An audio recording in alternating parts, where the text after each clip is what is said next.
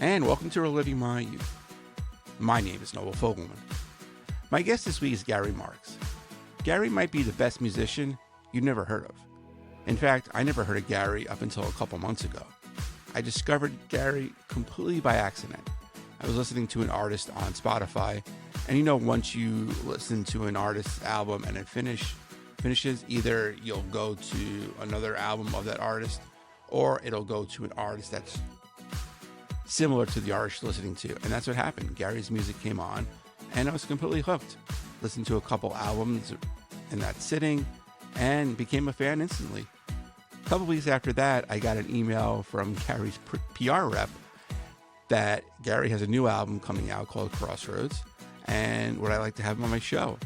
So I kind of found that to be a little eerie, but I said, absolutely, I'm a fan. I want to have Gary on my show to discuss Crossroads, which is his latest album, 14 tracks that covers Gary's 5 decades in music. Really fantastic. We discussed how he put that together. You may not have heard of Gary because he stayed out of the public spotlight. He stopped touring. Never really hear his music on the radio. He only puts it on his website, promotes that, and he's content with that. He really is. Not only is Gary an amazing songwriter, he's also a fantastic author, having written over a dozen books. And if you like my conversation with Gary, please rate and review the show. I would really appreciate it. Here's Gary. So Gary, thank you so much for joining me today. I really appreciate it. You're welcome. It's great. Yeah. So I discovered your music about 2 months ago, totally by random. And, people complain about streaming, like Spotify, iTunes in some regards. And it's a double-edged sword. I mean, it's great for some things. Obviously, for the artist, it's not, the monetary volume. But I was listening to someone turn me on to Leon Lohman. I don't know if you ever heard of him. No. Yeah, he's like right around your era, but now he's more of like a painter and stuff like that. But he released a couple albums. And with Spotify, if you finish listening to someone's album, either it'll go to their next album or go to someone who might be similar to that artist. Mm-hmm. And your song Sailing came up.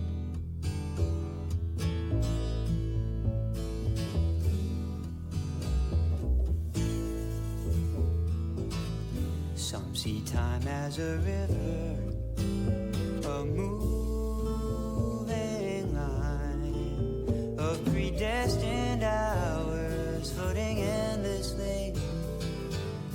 It's so easy to believe until I see where it begins and ends,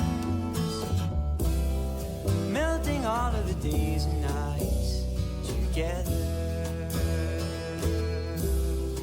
melting all of the present time with my dreams, finally reaching the sea.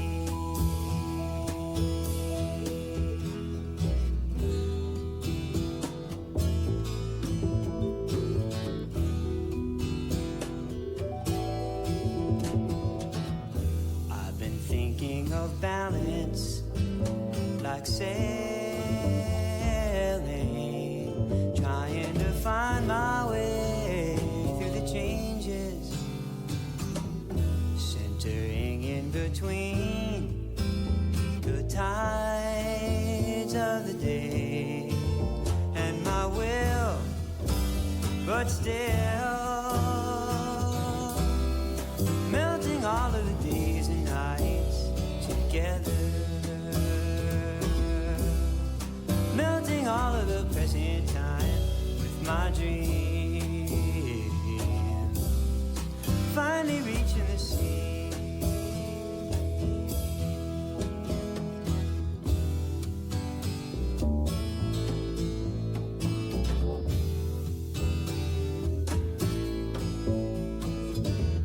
I can feel the stream of hope encompassing all of the rain that's fallen, all of the misery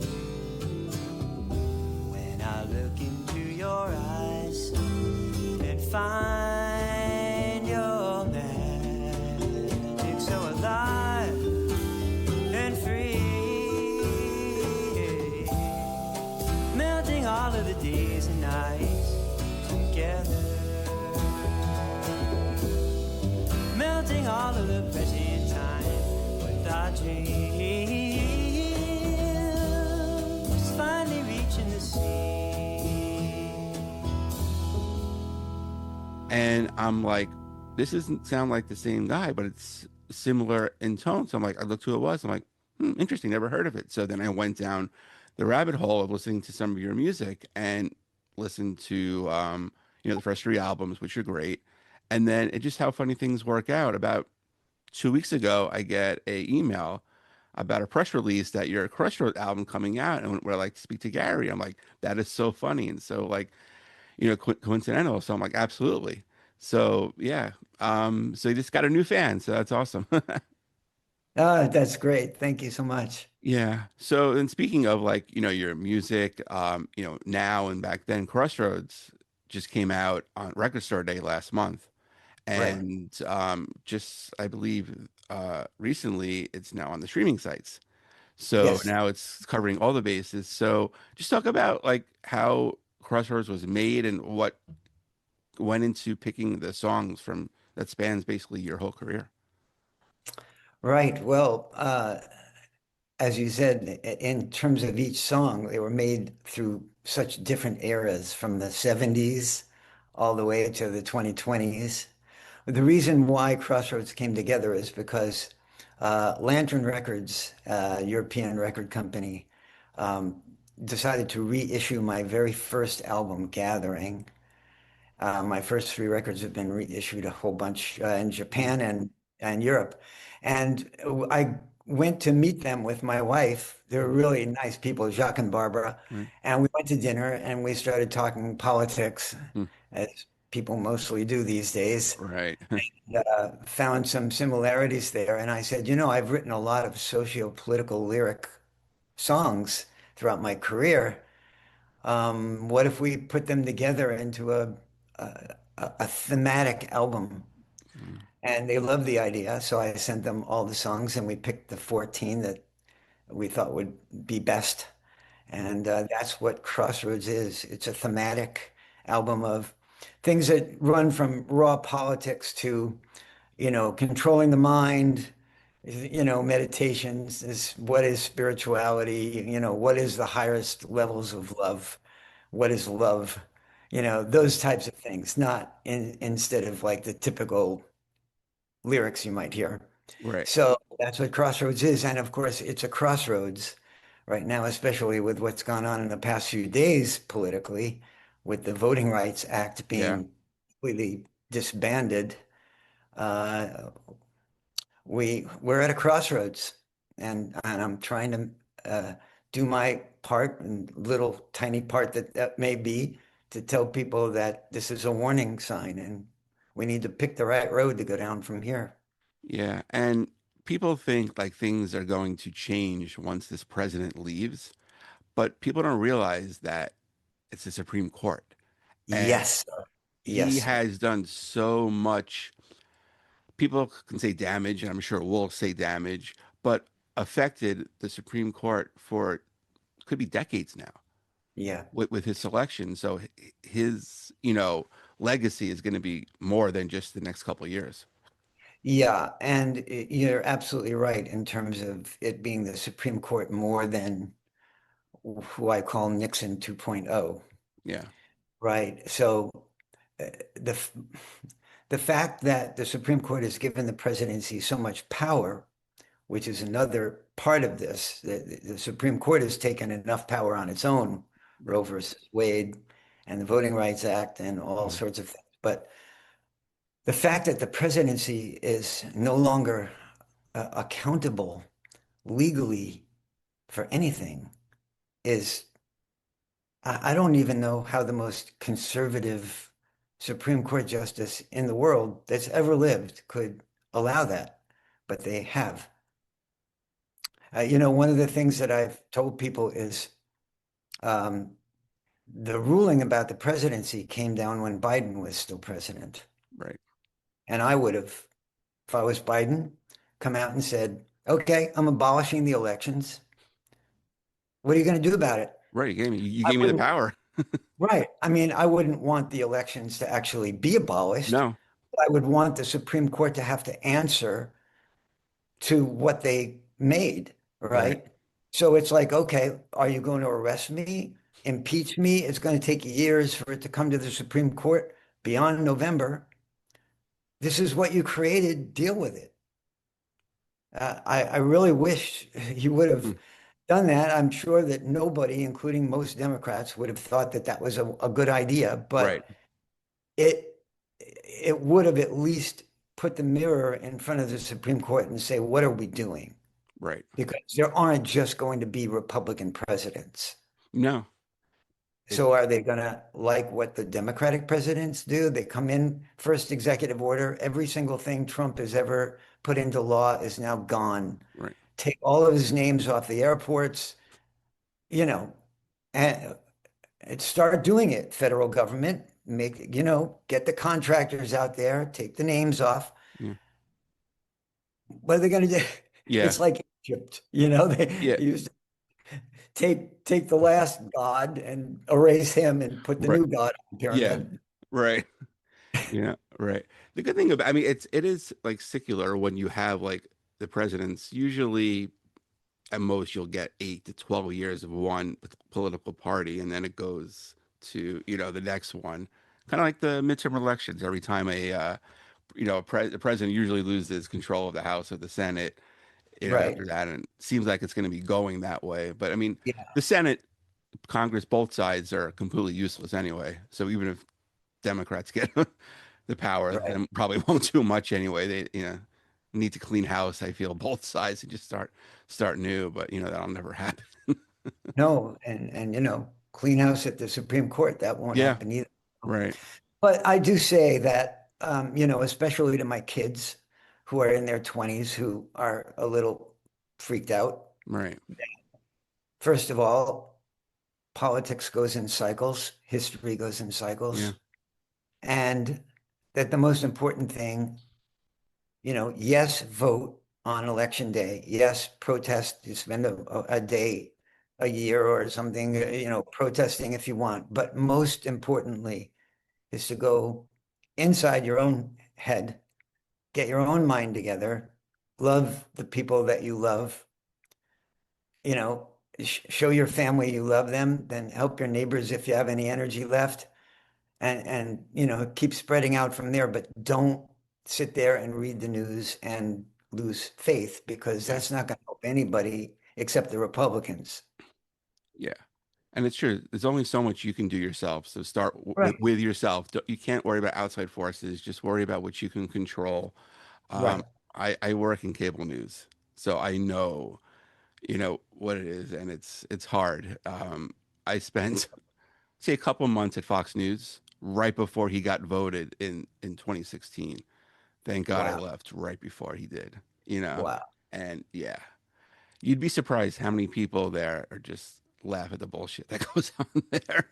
Right. I mean, they all It's know true. what they're doing. Everybody's going for eyeballs Of course. Yeah, because that's how you make money through the advertising. So whatever you absolutely. say, it doesn't matter as long as it's going to attract attention. Yeah, It's the bad news. right. And I'm currently waiting for my passport renewal, so I'm just hoping it comes without the picture. I mean, that's like, oh boy. Then I'll just go to Detroit. I'm not going to go overseas or wherever. Yeah. Yeah, but you have a song on Crossroads. Like you said, a lot of them are social, political. Is Never Stops, Yeah. and I feel it's kind of like I'm a big Billy Joel fan, and the lyrics are completely different. But we didn't start the fire. It's always burning since the world's been turning, and similar to Never Stops. It's like whatever happens, nothing's really gonna change. Everything is gonna keep going, like never stops. And the lyrics are very powerful, but the music is very upbeat.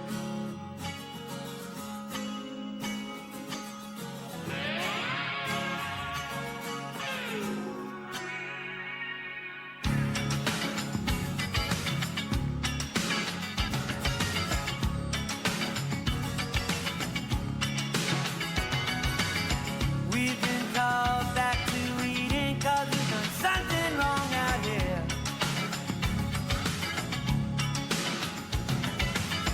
We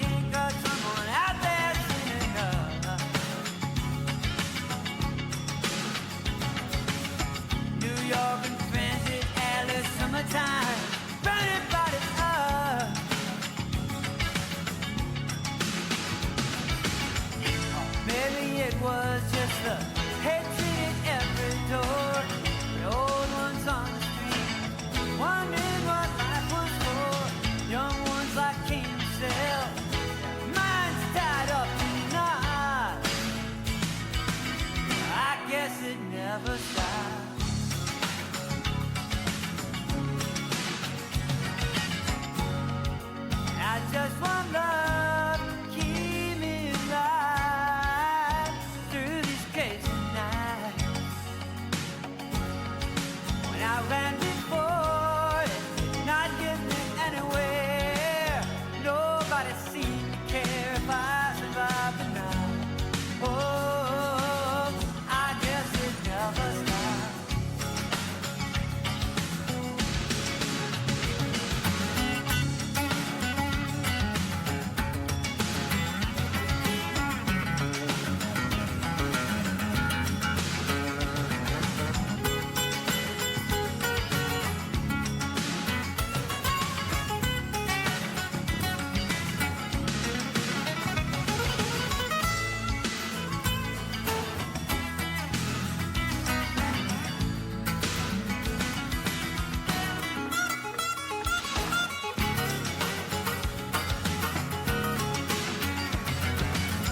We've been recalled to eating, but somehow eating's not the same. Ancient rainforest chopped down, strip mine carried off the train. We all know we're doing it as we tear down this place we're in. Seeing boardrooms as they divide their share of it. Seeing classroom books with little lies built in. See fathers playing God, children sing their shots. I guess it never stops. It never stops. Never stops.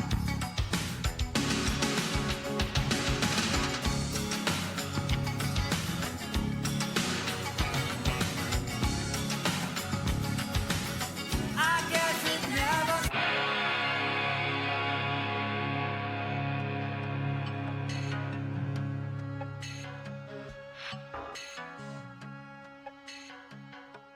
So was Right. that obviously that was intentional to kind of have like an upbeat song with powerful lyrics rather kind of like a depressing song with even more depressing lyrics.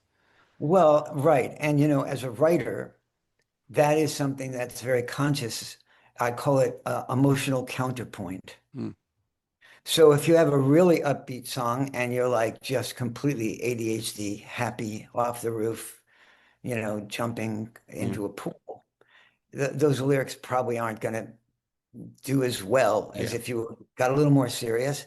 And if you have a really sad song and you're talking about somebody leaving you and your mother mm, was also abusive, I mean, yeah, please do not do that. yeah, So, it's a matter of taking lyrics and music and kind of finding that emotional counterpoint that serve each other well. You'll see it in great movies too. They yeah, won't overplay any mm, one scene in a direction like yeah, that. So yeah, novels too. yeah, yeah, yeah. Do Mhm. you come from your songwriting process with more of a like heartbreak? Is that easier for you to write? Happiness? Like what can get most out of you and like what emotion? I don't think of it like that because I basically improvise on piano Okay. and come up with music, and then that kind of sets the scene. And I just come up with a first sentence, and if it seems to fit, I just come up with the second sentence, and I let the story tell itself. I try not to, I don't have any outlines. I don't have any particular, oh, let's write a heartbreak song, let's write a political song, even. Mm, It just is what comes out. I write my novels the same way. okay. There's no outline. It just happens Mm, sentence by sentence, and I'm as yeah. surprised as anybody else Yeah. Right. Yeah. what comes out. Yeah. Yeah. So I was gonna ask like, so your process of writing a song and writing a novel are pretty much the same then. Yeah. Yeah. Yeah. It's really very improvisational because I find that when I try and control the music or the lyrics or novel writing or poetry or Mm, anything else, I don't do as well because, those things are obvious.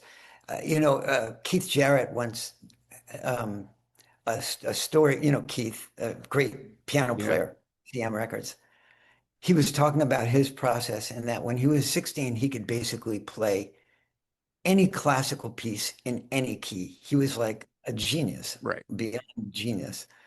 And then he said, okay, well, now I'm going to try and, learn gospel and then blues and then, Mm, and then he said, okay, I'm going to just improvise. And his first idea was, I'm only going to play the notes I hear in my head. mm, I don't want to be inauthentic. I want complete Keith music, right. right? And what he learned from that was that he just started playing Keith tapes Mm, because Keith only had so yeah. much to say, and he went into his own little Keith Jarrett patterns. Typical male transmission error.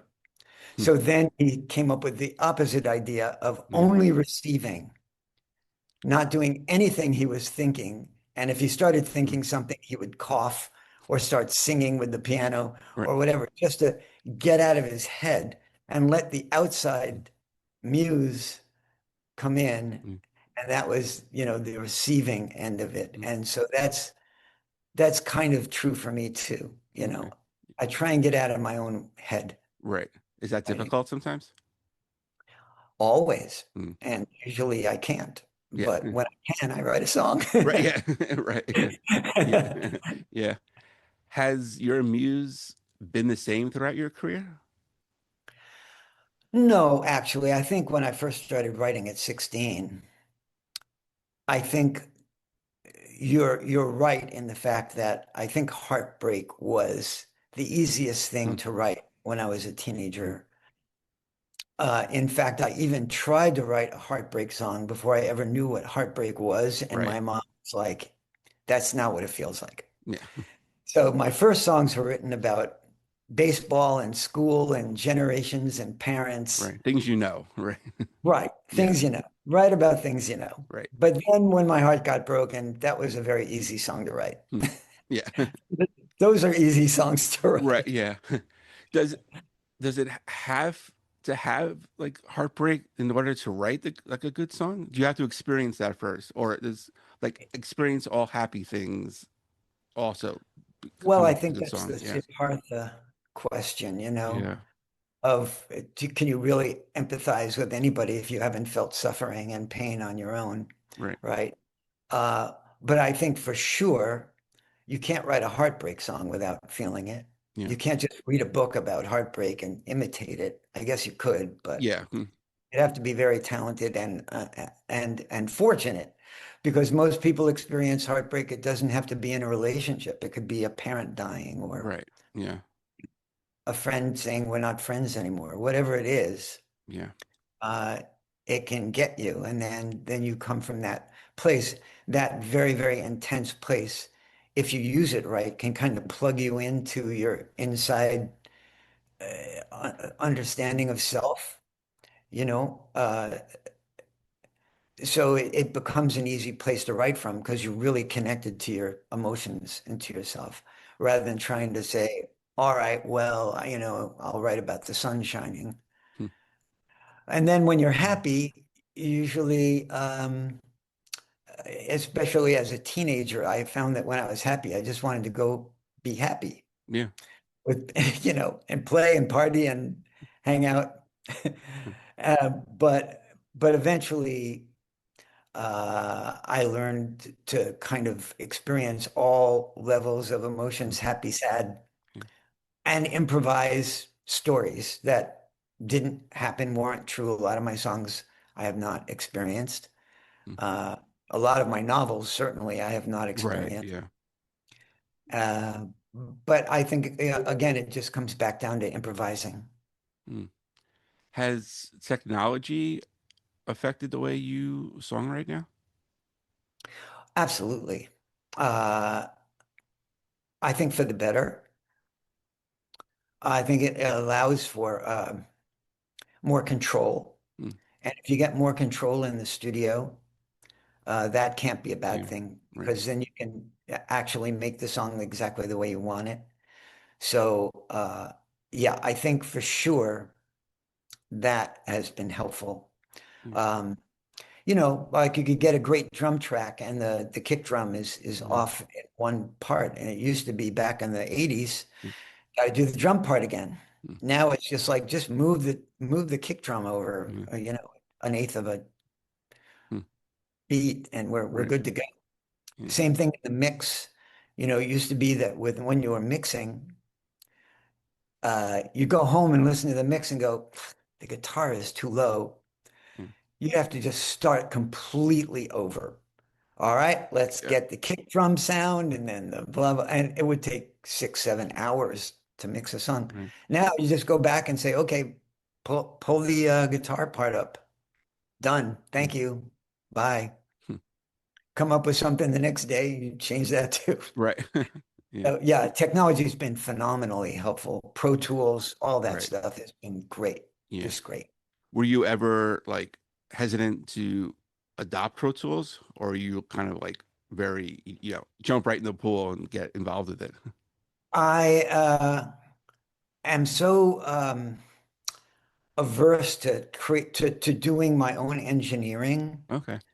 that really I would just go into the studio and the studio would have great technology and a great engineer and I would rely on them and then learn Pro Tools from what they were doing. So it never was a situation where I was like trying to create a home studio. I'm really not that kind of a guy. Right. I don't have that kind of talent Mm. electronically. I probably would have fried Yeah. somehow, Right. Yeah. turned into smoke. Yeah. Right. But you feel like artists should have an outside like voice, like like a different engineer, different producer, rather than just do everything yourself? Because sometimes you miss something, maybe someone else can pick up. Well, it's the same thing of asking, should an artist play all the instruments or have a band? Right. So, if you choose a band, let's say, and every single player is a better player than you and willing to listen to what you want from your song and willing to vibe into that, then you've picked a great band. If you just have a band because you can't play guitar, so you need a guitar player, and the Mm. guitar player isn't any good, then that was the wrong move. Right. And it's the same thing with a recording engineer. Great engineers, and I've been extremely lucky to record with almost entirely all great engineers. I mean, the first one gave me free recording time and the fourth one, but uh, then I chose others. Yeah. And they're so good that they kind of start reading your mind. They kind of know what you want or what you're going to say Right. before you say it, and they're already reaching for the and it's the same thing with uh any kind of technology and people. Well, I will say a producer is a different animal. Mm. So that can go wrong really easily. Right. Okay. I definitely think people should be producing their own music if they're a songwriter. Mm. Even if they're a band, they have a Yeah. sound. And the producer can come in, who's being employed by a record company and say, no, no, we don't want to go that way. This has to go more radio. So take Right. out the extended bridge, no solo. It's too long. Take out the tag and slow it down or speed it up. And it's like all of a sudden you never want to listen to that song again. And you're the one who wrote it and your Yeah. band played it. So no, I'm not a big fan of producers unless they're there to serve you and you can't do it yourself. Right. Great. Yeah. Or if you picked up Otherwise, yourself, right? yeah, yeah. But if you can do it yourself, you should do it yourself. Yeah. Yeah. Have you And the experienced more that? experience, Yeah. yeah, yeah, the more experience you get in the recording studio, the more you know how to produce Yeah. and organize the session and all that. I have not experienced a bad producer because I never had one. Oh, okay. But I do know a situation where a best friend who is a great songwriter in the Bay Area got a record deal with a major label and was assigned a producer who completely screwed up her record. Mm. And that was the last album she ever did. Oh, wow. It was just, and she had a great band, and the band was in the studio. Yeah. He literally said, "Hey, listen, You don't have to be here for the basics. I mean, everybody knows what to do. Go get a Yeah. massage, Right. get your hair done. Let Linda here take you out in LA and Mm. show you a good time. And she came back and they literally changed the tempo to a song that in Mm. a club was making people get up and dance. They slowed it down. Oh no. Huh. I mean, it's horrifying. Yeah. So, yeah, I'm not a big producer fan. Right. Did you said that was her last album? Was that just because she just got so franchised with the whole business? Yeah, Oh, that's too bad. Huh. yeah. You know, uh, Labels can either uh, get you where you want to go, or um, really destroy your love for the Right. game. Yeah. Mostly it's the second, but there are plenty of people that have succeeded, and record companies have done great things for them. Right. So I don't say that they're a bad thing. Right. Yeah. I just say you have to be really careful, Mm. and really careful because if you're a songwriter, you're considering yourself, an artist, right? But then there's business and there's money, Right. and that's a very serious thing to the people on the other end of it. Mm.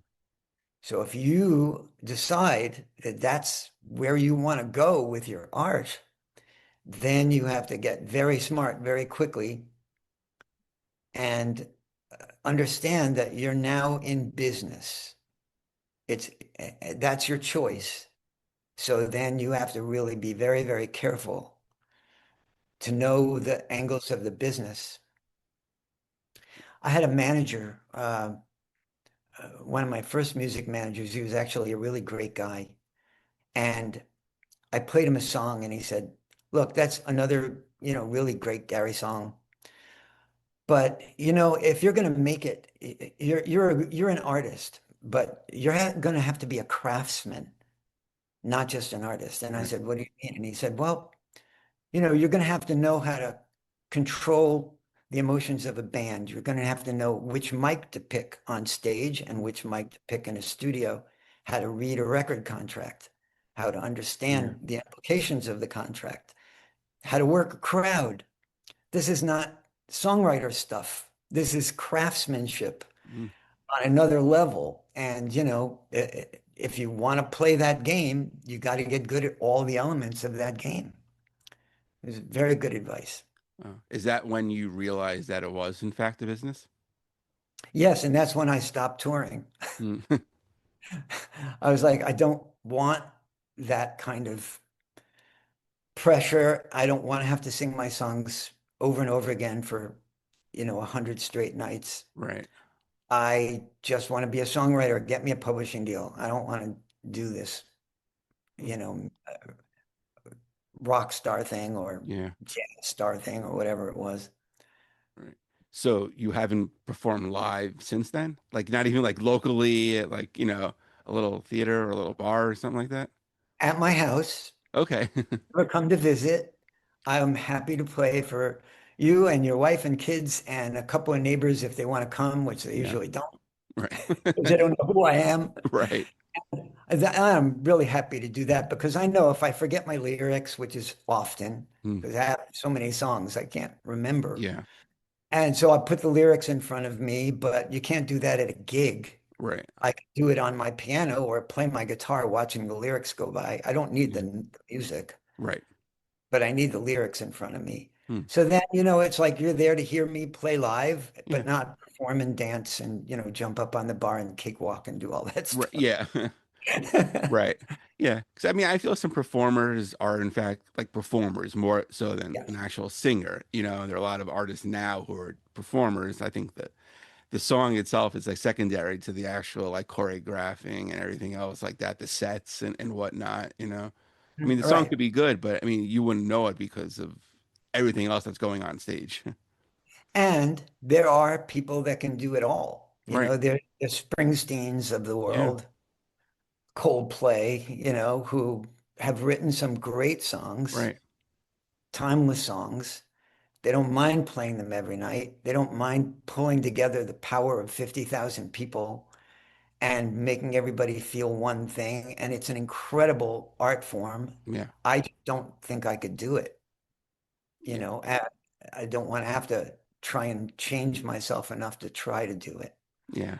So, it's really more of a lack in Mm, my confidence and ability to do that than it is, thinking that nobody can do it. A lot of people can, not a lot, mm, but there are those people. yeah.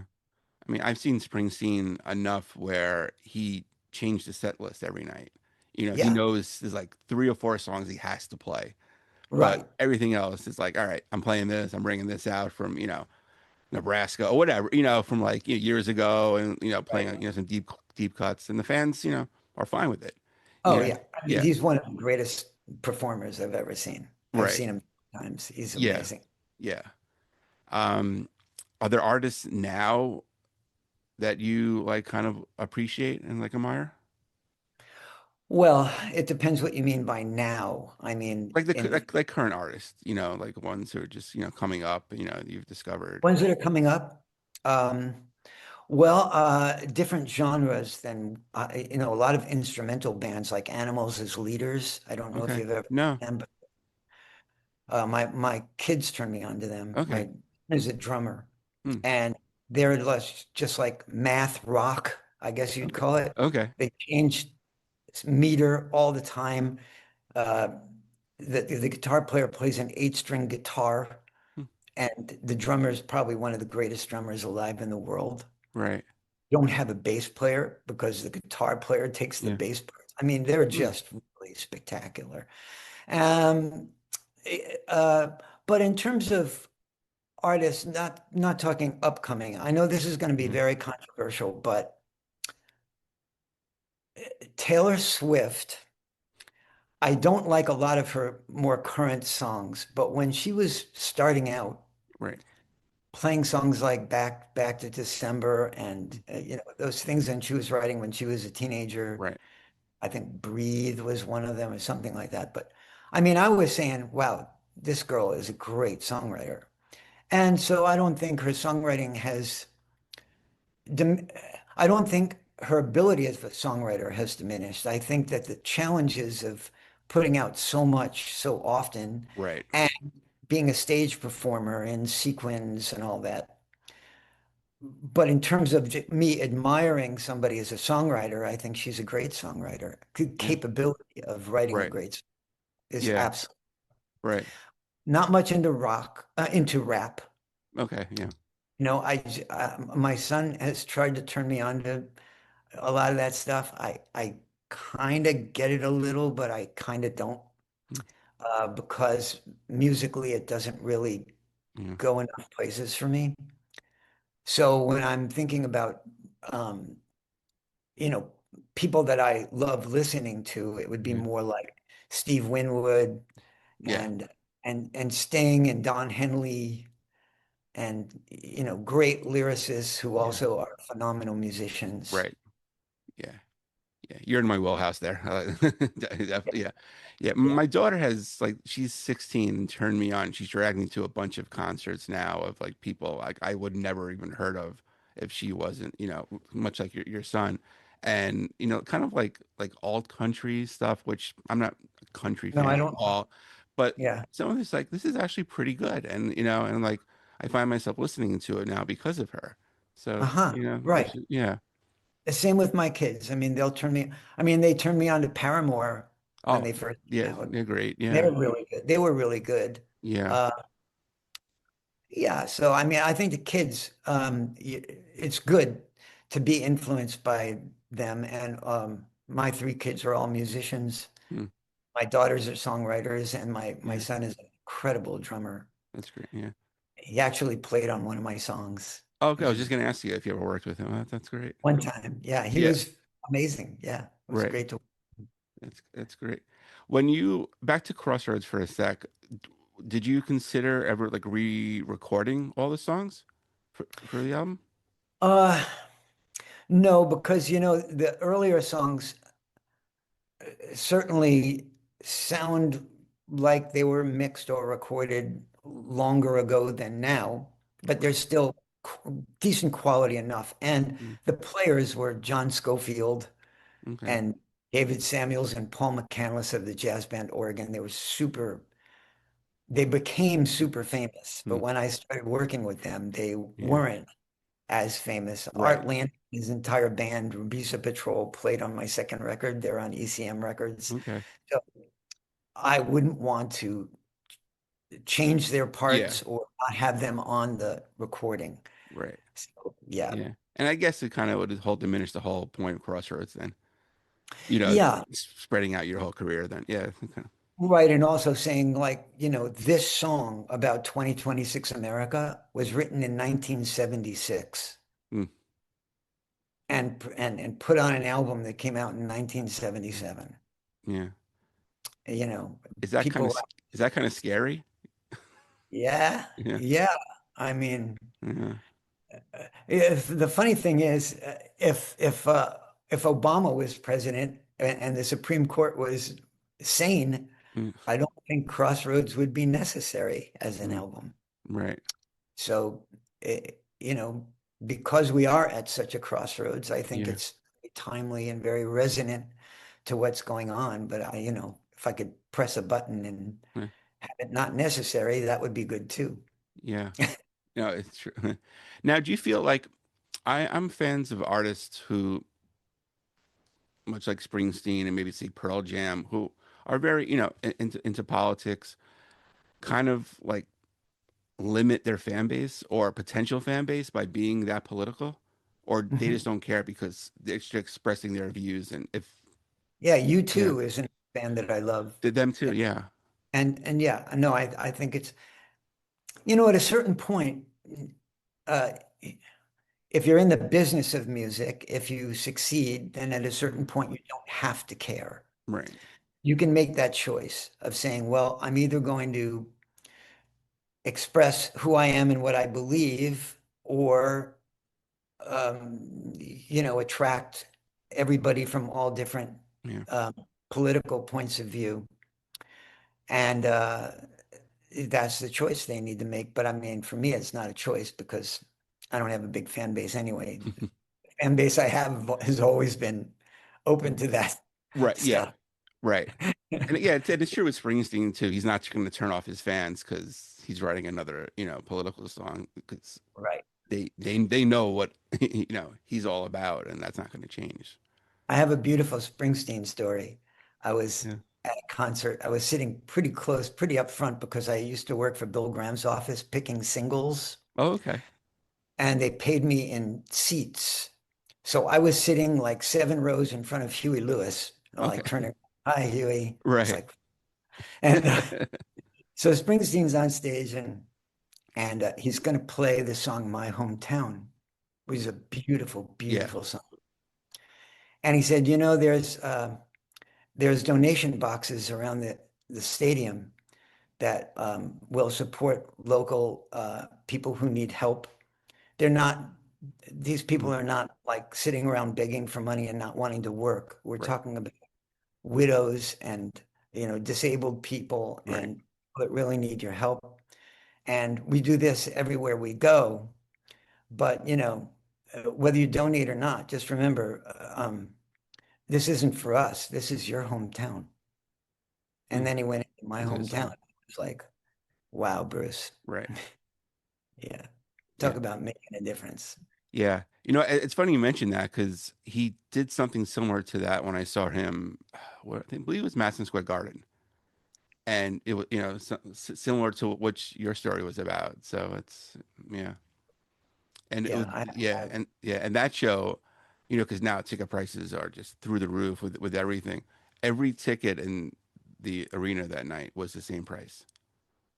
Really? Yeah, Wow. yeah. So I mean, it's good to get something on the floor rather than say the nosebleeds. But it wasn't like any pre-sales, anything. It was just like all at once. Everything is $75. Wow. Oh my gosh. Yeah, or whatever the price was. I believe it was $75. So it was just like. That was great. Because That's now great. it's like you got to take out a second mortgage to go to a concert. It's ridiculous. Yeah, I know. Yeah. Well, I went to Woodstock. It was $7 for our tickets, Right. but we never gave them to anybody because by the time we got there, the Yeah. ticket booths were long gone. They Right. didn't know what was going on. Yeah, no, yeah. My mom was there too, so yeah, That's yeah, great. That's great. yeah, yeah. So there was a stretch in your career where you just didn't release anything, right? You had a bunch of albums that went like unreleased. Like, Yeah. what happened? Well, I stopped touring, so the industry was not real interested in putting out music of Right, somebody who was not well known, who wasn't going to tour it, right. push it, and call the radio stations and push the Yeah, single and all that, which is what you really need to do. So I just decided, no, I'm making money as a piano teacher, and hmm, I just want to make music that I want to make. I don't want to be told yeah, what to make, or don't put that one out there, or right, change these lyrics, or whatever they might say. Uh, Give me a producer that I didn't yeah, want to work with. hmm, So I just would make records and then put them on my website hmm, and say, make some CDs and, sell 100 CDs, and that was about it. right. Yeah, And that was very fulfilling though, because I was writing the songs I hmm, wanted to write, and my kids loved my music, and my wife is incredibly supportive, and my hmm, friends said, "Oh, I love this one," and yeah, that was enough for me, really. right. Did you ever write for other artists? No, No. I did have a publishing deal at one point, and they Yeah. they actually brought me to LA and put me up at the Sunset Marquee Hmm. and tried to convince me to write a song for a band coming in. Can you write something like Huey? And I'm saying, call Huey. I Yeah, mean, exactly. Yeah.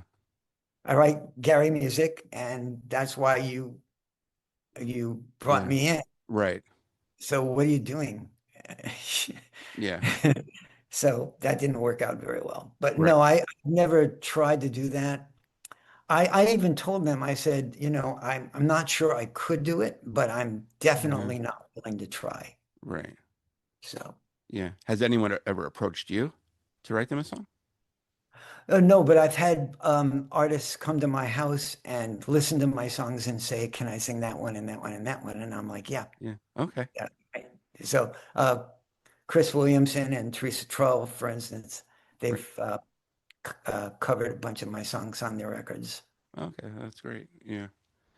Had like how has like the streaming sites has that helped you like at all? I mean, it's getting your music out there, but have you discovered more of like a fan base? Like you obviously got me because of it, but have you noticed any other like people being attracted to your music? Yeah, I wasn't really doing social media until Crossroads. Right.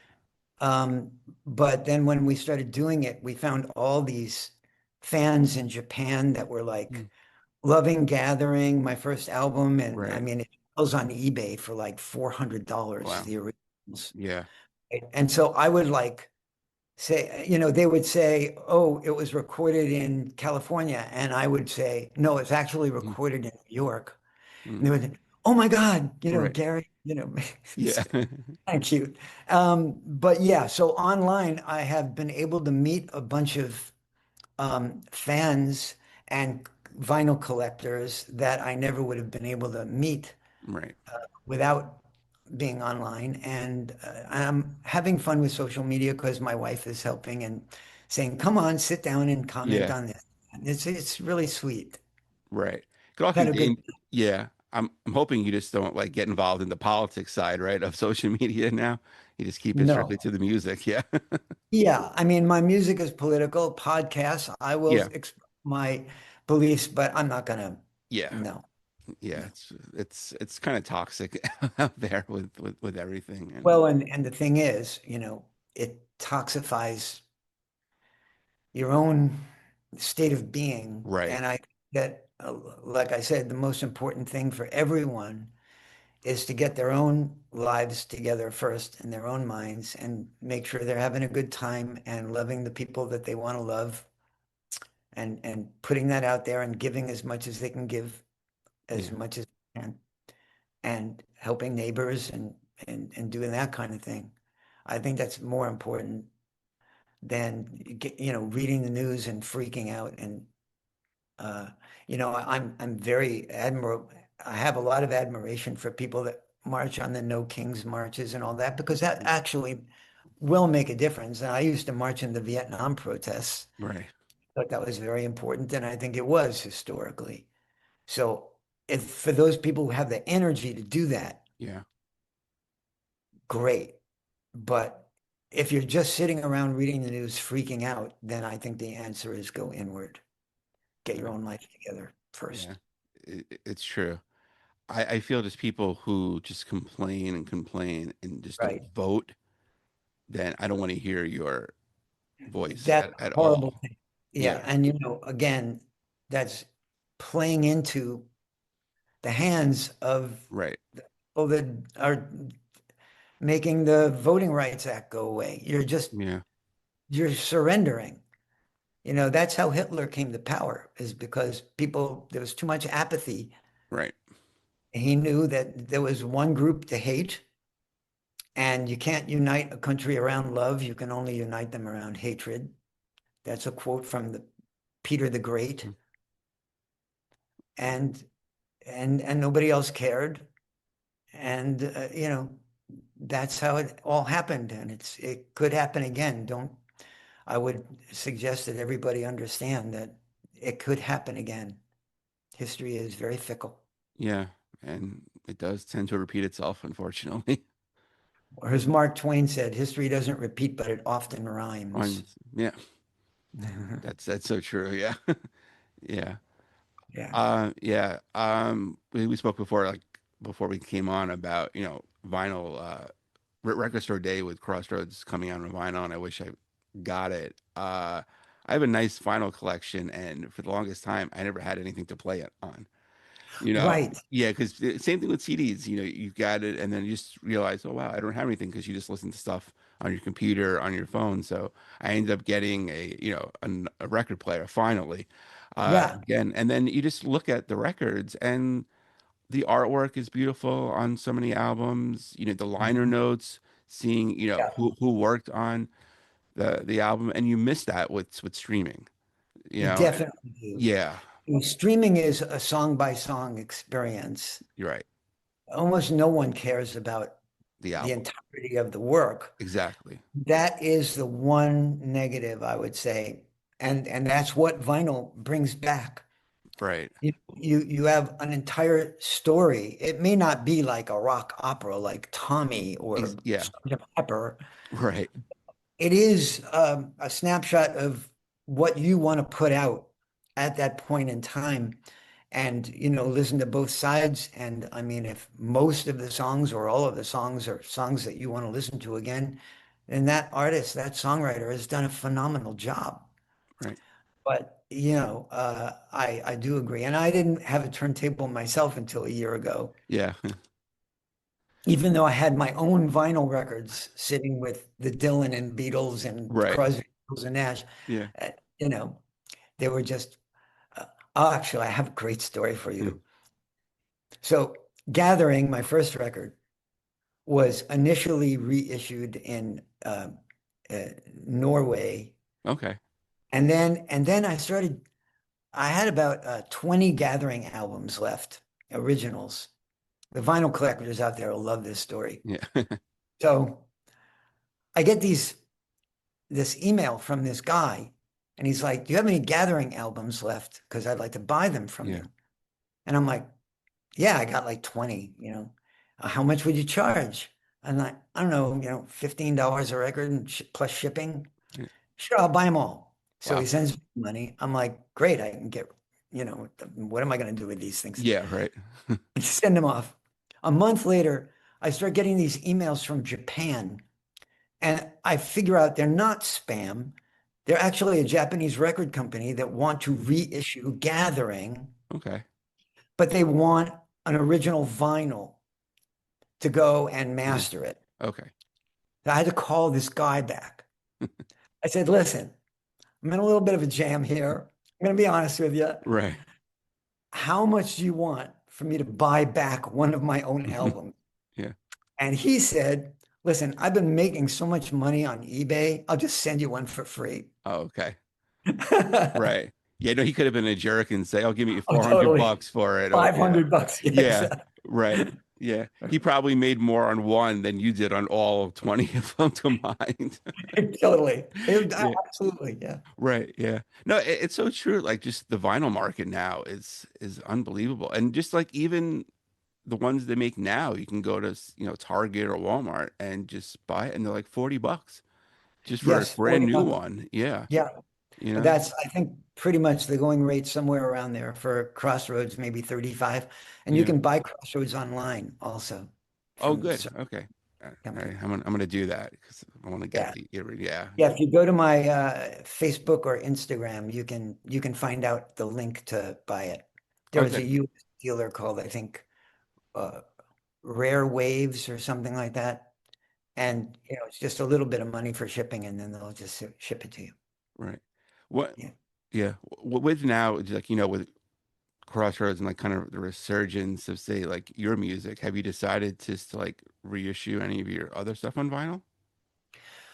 Well, I think I have another idea, which is I like the idea of just kind of a thematic or compilation record. I'd like to find, if not Lantern, um, some indie Mm, record company that would put out more of my songs from all the albums and just kind of find a thematic hook right. to do that. Um, it wouldn't be socio-political necessarily, just some other type of hook. Yeah. But yeah, I would love to have that happen. That would be great. I have like almost 100 songs, Okay. so we got a couple of albums to go before Right. I catch Y- up to myself. Yeah. How many songs failed to make the cut for Crossroads? You said, 14 made them, but like how many were you trying to go Uh, through to decide on those 14? None because they liked Lantern liked all of them, so they were kind of leaving it to me.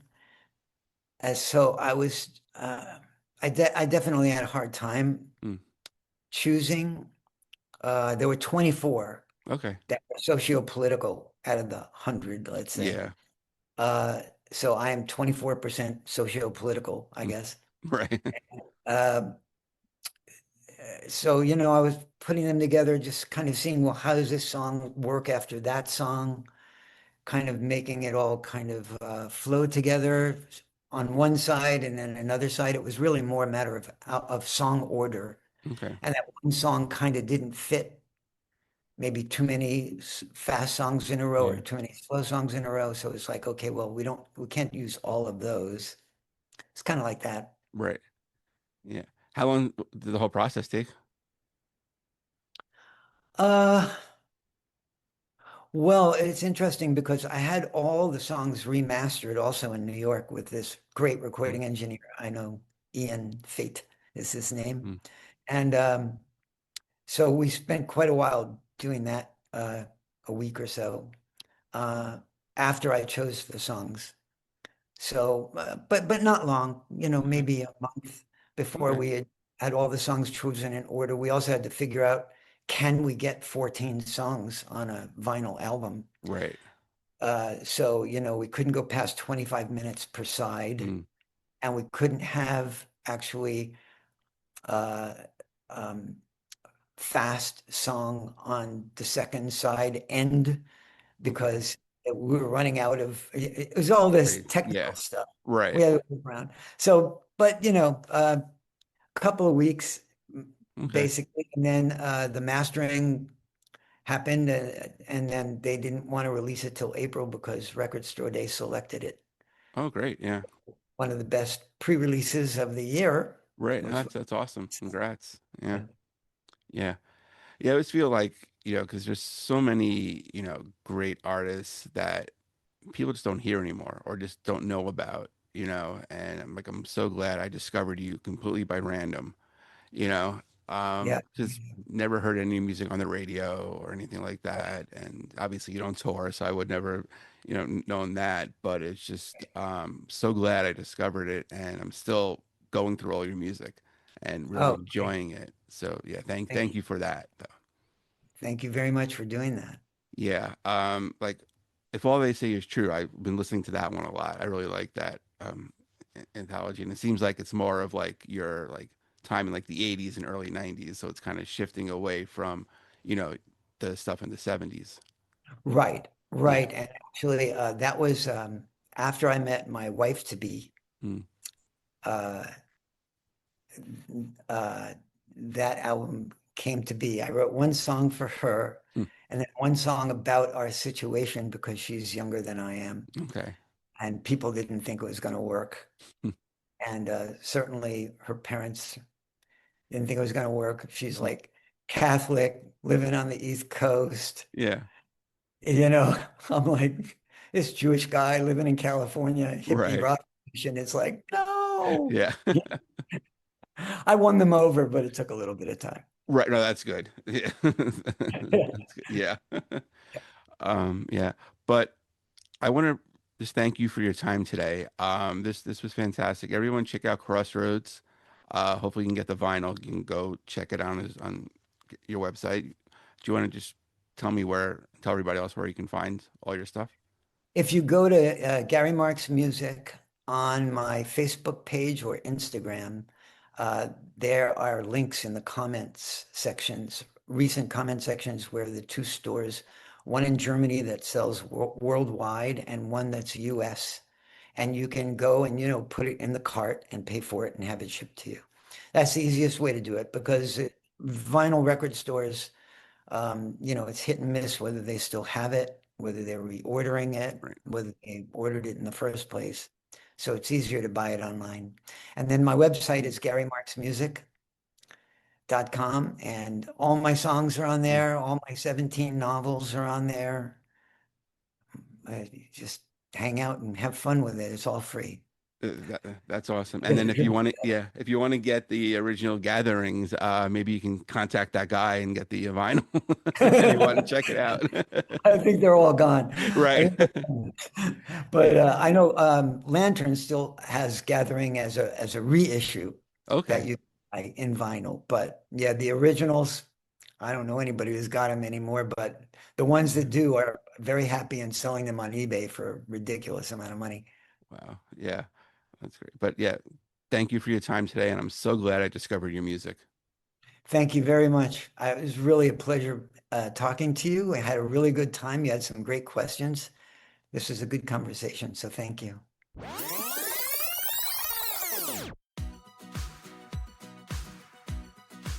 And a special thanks to Gary for joining me today. Go check out Crossroads. It's out on vinyl right now, as well as all the streaming sites. Go to his website, garymarksmusic.com, where you can find his music, as well as information about his novels. He's on all the socials at Gary Marks Music. And if you have a guest suggestion, hit me up on X, formerly Twitter, at @TheFirstAndWhole19. Be sure to like the page Reliving My Youth on Facebook. You can go to iTunes, check out all the past episodes we've had. While you're there, please rate and review the show. I would really appreciate it. Don't have iTunes? Not a problem. Shows on SoundCloud, Spotify, Podbean, Amazon Music, YouTube, basically where we can find a podcast.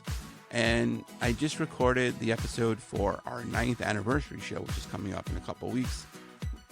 Really amazing interview. I can't wait for you to hear it. Stay safe, everybody. We'll see you then.